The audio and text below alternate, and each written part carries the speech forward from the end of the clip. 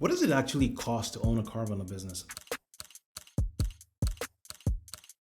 There are actually two doors into this game. Door number one, you buy the famous brand. You put a Hertz sign on your building, and you let 100 years of name recognition do your marketing for you. Now, door number two, a way into this same exact industry that costs less than Hertz's franchise fees alone. Now, by the end of this video, guys, you'll know exactly what both doors cost, how long each one takes, and which one actually fits the money sitting in your bank account right now. So let's start with door number one, all right? Let's price out a Hertz. What a Hertz franchise actually costs, all right? See, most people don't even know that Hertz sells franchises. They actually do. Hertz runs about 3,500 locations around the world, and it's a mix of corporate stores and franchise locations owned by regular business people like you and I. So what does one cost? According to Hertz's own franchise disclosure document, the total investment to open one location runs about $879,000 on the low end and all the way up to $16 million on the high end. No, I did not stutter, $16 million. And when you break down where all that money goes, one line item actually jumps right off the page, the fleet. All right, Hertz expects you to show up with $750,000 to $15 million worth of passenger cars. The franchise fee itself is another $25,000 to as much as $500,000, depending on your market. Then you gotta have courtesy vehicles, up to $350,000 per location. Right? You need to have computer systems, up to $250,000. Right? Insurance, equipment, licenses, all stacked on top of each other, right? And here's the part that surprises a lot of people, guys. Hertz doesn't finance any of it. It's written actually right in their disclosure document. No direct financing, no indirect financing, and they will not guarantee your loan or your lease. You bring the money or you don't play. But let's say you got the money, all right? It's actually not even enough because now you have to get approved, all right? Now, so let's talk about that. The approval gauntlet, all right? See, guys, Hertz requires you to have a net worth of at least $500,000 and at least be $150,000 in liquid cash, just to be considered. And they're clear that that's the floor. Now, the real requirement scales up with the size of your market and the size of your fleet, right? You also need to have actual vehicle rental experience, all right? Either you have it yourself or you hire a manager who does, and you've got to pay their salary.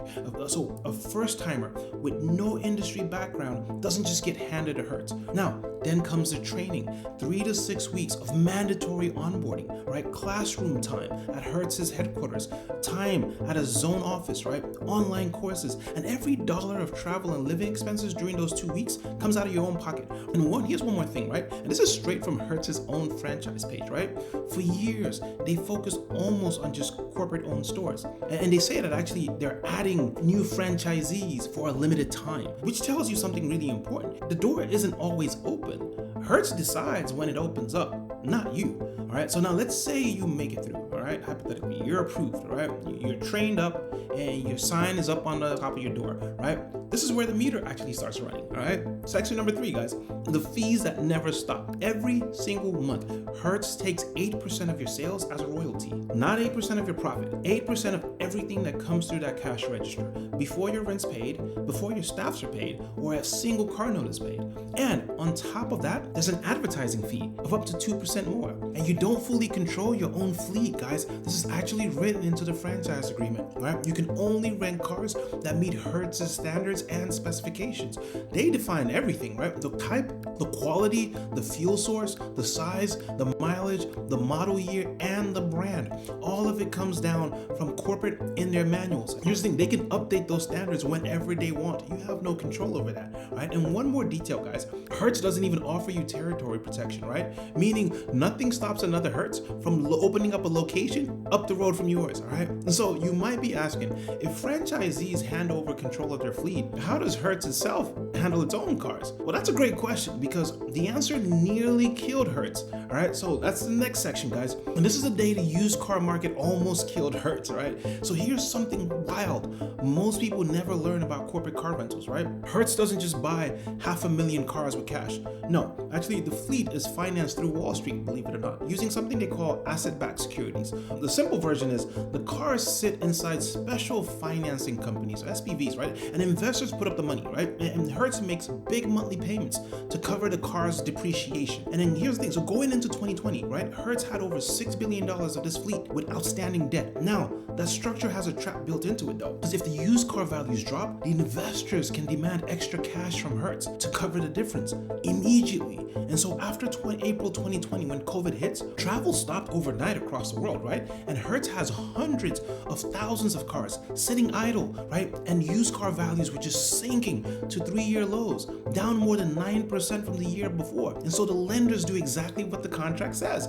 They came to Hertz with a massive cash demand, right? And they wanted it due by April the 27th. And so Hertz did what any sound business person would do, right? They looked at their bank account and they chose not to pay it. So 1 month later, May 2020 to be specific, Hertz filed for bankruptcy, right? Guys, this is a 102-year-old company, the most famous name in car rentals, and they filed for bankruptcy. And to dig themselves out, they had to do a fire sale on roughly 134,000 cars, right? And so think about what that means. If you're a franchisee flying their flag, right? The brand that you're paying 8% to has a self-destruct button wired directly to the used car market, right?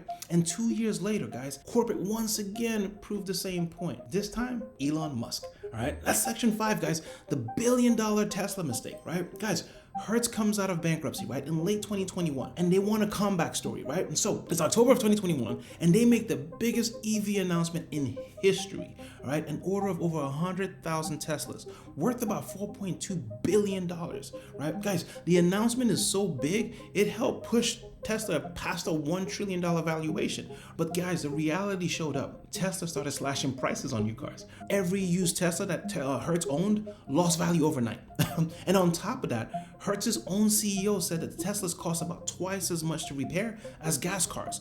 And renters who had never driven EV before just kept on crashing and messing up the cars. And so by January 2024, Hertz threw in the towel. They surrendered. They announced that they're dumping 20,000 EVs. All right, and by April, it's 30,000. All right, the damage just kept piling up fast. 245 million in EV charges in 1 quarter. Another 195 million in the next one. Guys, depreciation hit $600 per car per month, triple what it was the year earlier. Used Hertz Model 3s flooded the market for under 20 grand. We all saw them. Some of you guys even bought them. And for the full year of 2024, Hertz reported a $2.9 billion loss. All right, now connect this back to the franchise agreement from earlier, right? Hertz decides that cars run under their brand, right down to the fuel source. So when corporate makes a fleet bet, right, everybody under the flag has to live with the result, right? You're paying 8% of your sales to ride shotgun on their bad decisions. And so after all of that, what does the franchisee actually walk away with? Let's run the honest math, all right? So section 6, guys, the franchisee math, right? So let's be completely fair to Hertz, all right? And run the best case scenario. Industry-wide, right? The car rental business, typically they run profit margins somewhere around 10 to 15%, all right? The big boy car rental companies. And the typical payback period on a franchise investment in Hertz, typically it's from 3 to 7 years. So the realistic Hertz path looks like this, right? You bring at least $1 million, realistically more, for one modest location, all right?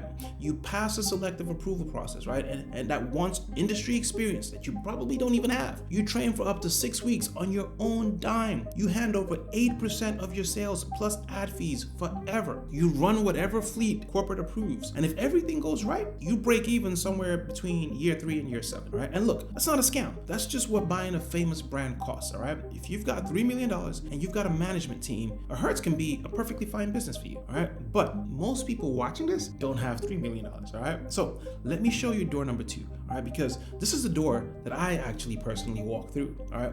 But real quick, guys, if you already know that door number 2 is more of your speed, all right? I want you guys to click the link in the description to book a call with me and my team, and we will walk you through exactly what it looks like in your city with your budget. Now, let me show you what's behind this door. So section number 7, guys, door number 2, this is the private car rental model, all right? It's the same industry, the same customers who need cars, just a completely different entry point. Instead of a $15 million airport fleet, you start with one economy car, a Camry, an Accord, a Malibu, a Civic, anywhere from 2010 to 2018, right? Paid anywhere from $1,000 to $5,000, $6,000 cash. Commercial insurance, anywhere from $60 to $120 per car per month, right? You get your GPS tracker with a kill switch, anywhere from $80 to $150 one time. Remember guys, Hertz charges franchisees up to $250,000 for computer systems. Your version of that entire technology stack is our rental software that we use called Fleet Finesse. Booking, it does your contracts, your deposits, your payments, your extensions. Guess what? It only costs $97 a month. Plus you get a 7-day free trial. Second link in the description. So the total to put your first car on the road is less than $8,000. And that's not the franchise fee, right?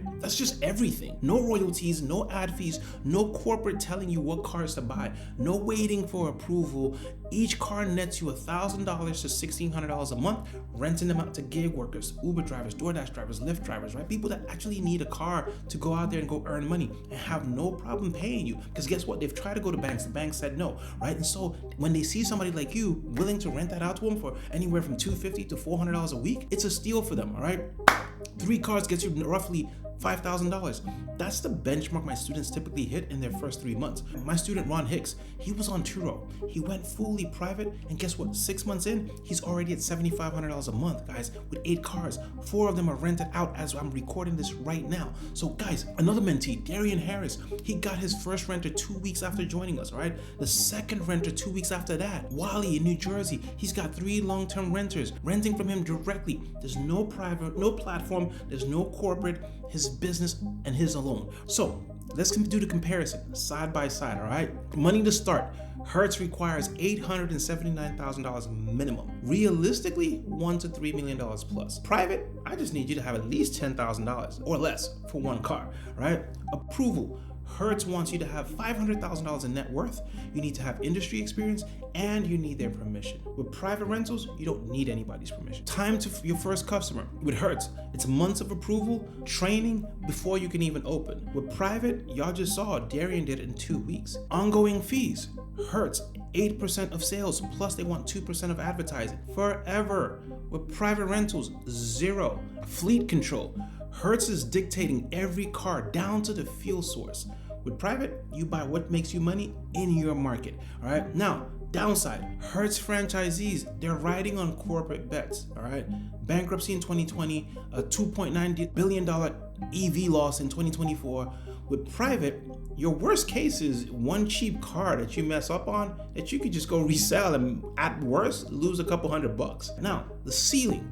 Hertz is genuinely higher, right? Let's call a spade a spade. A big airport location does volumes, all right? And then a 10 car private fleet will never do that, right? And that's the honest trade-off, right? Corporate scale versus control and speed, right? But the real question is, which door matches your bank account and matches your timeline, all right? If you've got $3 to $5 million and you've got 5 years, door 1 exists, all right? But if you've got $5,000 to $10,000 and you've got 30 days, door 2 is your only door. And it's the one that I walk through, all right? So guys, the real economics of owning a car rental business, all right? That's what I just gave you guys. The famous brand costs you 7 figures, years of waiting, and 8% of everything forever. The private car rental model costs you a used car and a marketing plan. The same customers, the same industry, one just doesn't require permission from anybody. All right, so if you want to see exactly how to build my version of a private car rental company in your city, I have a full free course on this channel that walks you through the whole thing. So click the card on your screen or the link in the description.